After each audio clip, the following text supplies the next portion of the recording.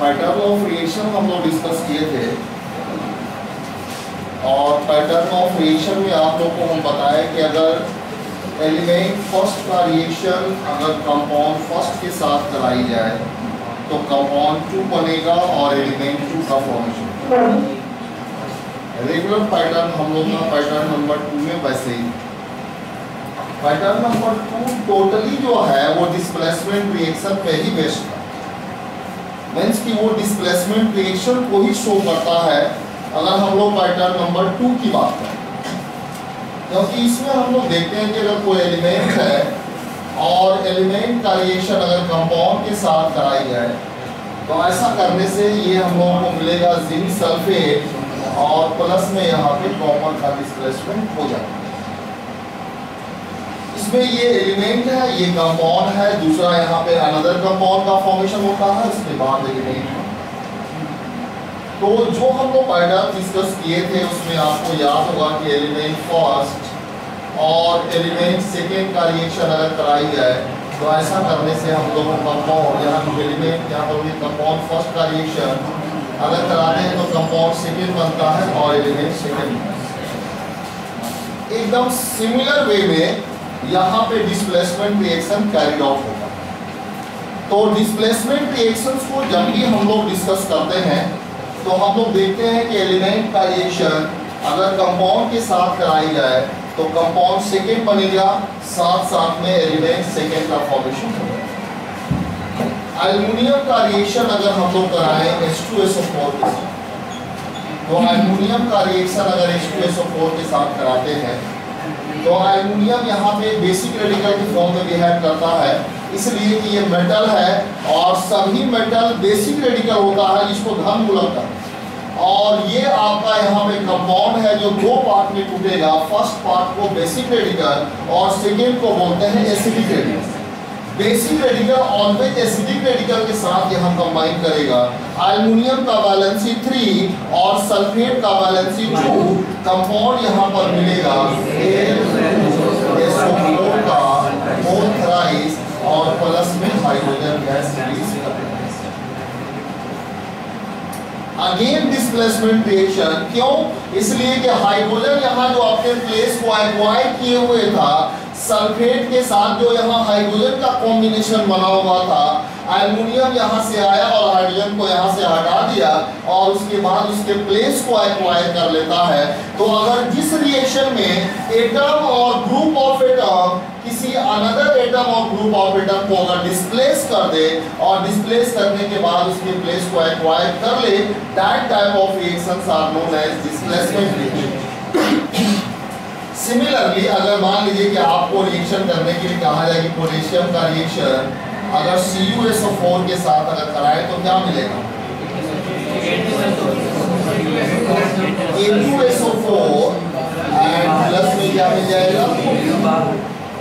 ठीक है। देखिए इस टाइप की कोई भी अगर डिस्प्लेसमेंट रिएक्शन है तो डिस्प्लेसमेंट रिएक्शन में more reactive element less reactive element को डिस्प्लेस करता है। इसलिए अगर आपसे कहा जाए कि बताइए अगर सिल्वर का रिएक्शन अगर कॉपर सल्फेट के साथ हम लोग कराएंगे तो प्रोडक्ट क्या मिलेगा? हम लोग डिस्कस किए थे, आपको बताया था कि नो रिएक्शन, यानी इसमें रिएक्शन ही नहीं होगा। और रिएक्शन नहीं होने के पीछे रीजन क्या है कि सिल्वर कॉपर के कंपैरिजन में लेस रिएक्टिव होता है।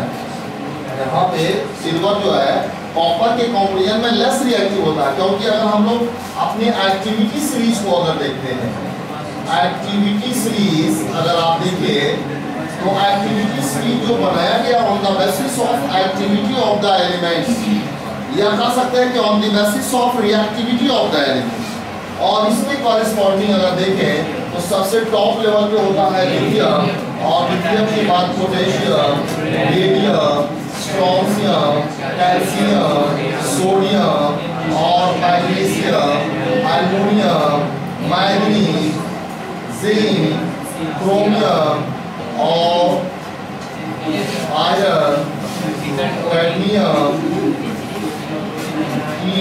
यहाँ पर कोबाल्ट, निकेल, और उसके बाद लीड, और उसके बाद hydrogen, copper, Hg, Ag, Au and Pg। ये है टोटल एक्टिविटी सीरीज, और ये एक्टिविटी सीरीज से क्वेश्चन आपको हमेशा रहता है, ये बात याद है। हमको लगता है कोई ऐसा साल भी मिस किया होगा जब एमयू में और जामिया में और बोर्ड में क्वेश्चन है। इस बार बिहार बोर्ड में 5 मार्क्स का क्वेश्चन टोटल मिला करते इस सीरीज से 5 मार्क्स। एलिमेंट दे दिया, कहा कि अरेंज कीजिए इसको increasing order of their reactivity में। इसके बाद which of the following the more reactive, एकदम इस तरह से डायरेक्ट क्वेश्चन। मतलब ये कि अगर आपको ये सीरीज अगर याद है तो आप कई क्वेश्चन इवेंट की जानते हैं, 12th में भी अगर आप जाते हो तो वहाँ भी क्वेश्चन इससे बनता है, क्योंकि वहाँ भी इलेक्ट्रोकेमिकल सीरीज हम लोग को पढ़ना है।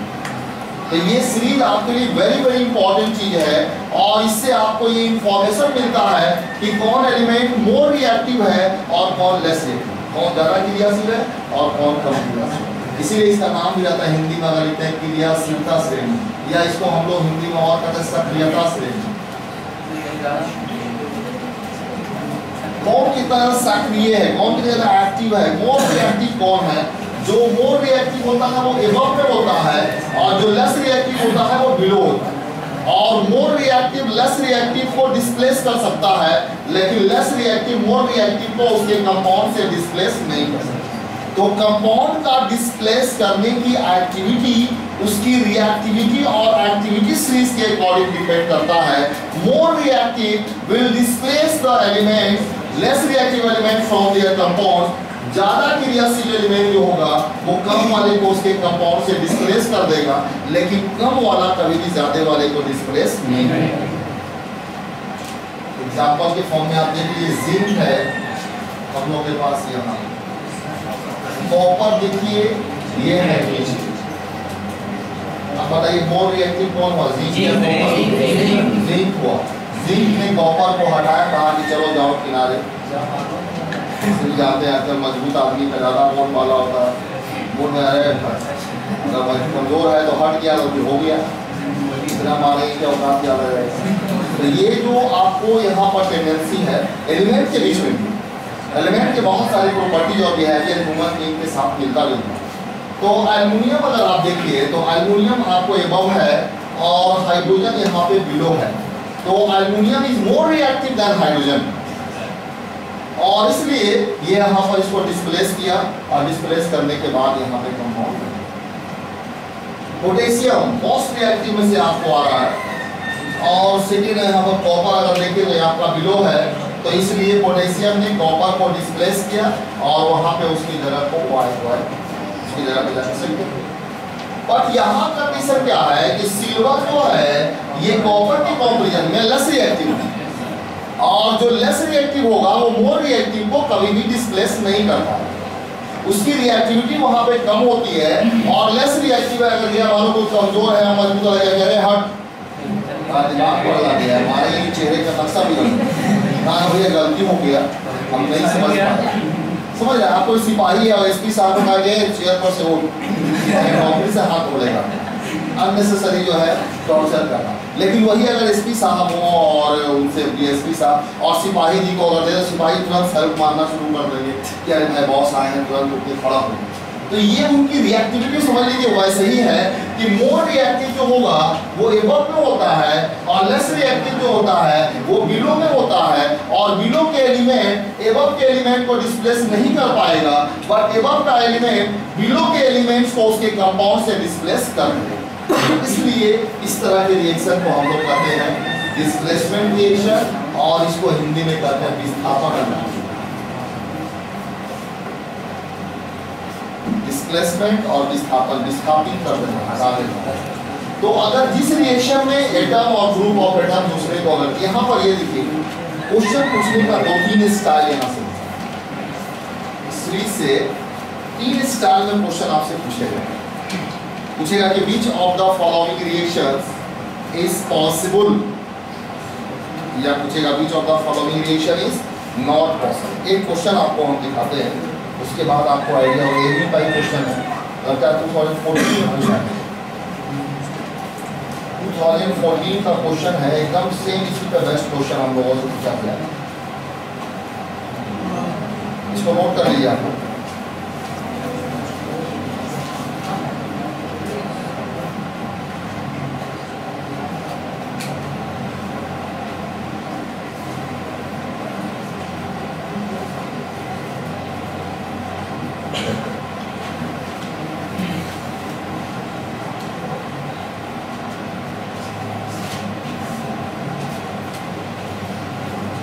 क्वेश्चन देखिए एकदम इसी पे बेस्ट था।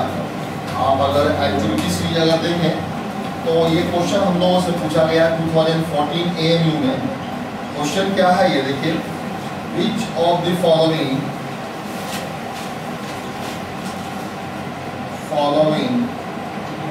पेयर्स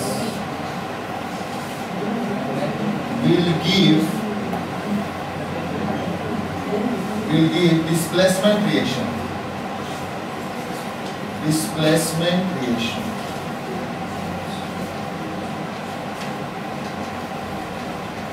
कहाँ पे कौन सा रिएक्शन डिस्प्लेसमेंट रिएक्शन है? ए में है sodium chloride solution and copper. Choice number B MgCl2 solution and aluminium metal, aluminium metal।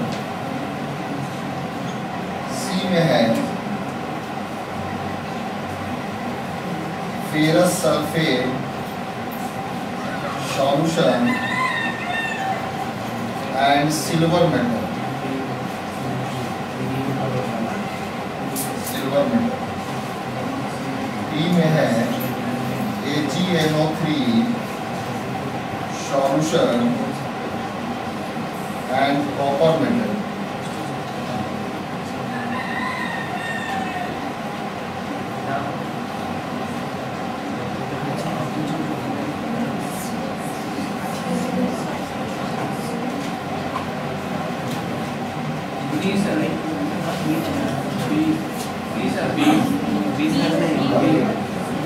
Question directly और इनडायरेक्टली इसी पे जाता है, वो जितना स्टोरी बनाना चाहे वो बना ले। एक स्टोरी और बनाया है ये 2014 में बनाया है ये 2014 AMU का क्वेश्चन है। इस टाइम की NCERT से डायरेक्ट क्वेश्चन पूछे जाते थे, उस टाइम का बात कर रहे हैं। क्वेश्चन आपका है एक क्वेश्चन और आपको 2009 की हम दिखाते हैं। क्वेश्चन जो आपका 2009 में पूछा गया क्वेश्चन है, यहाँ पे हम लोगों का redox reaction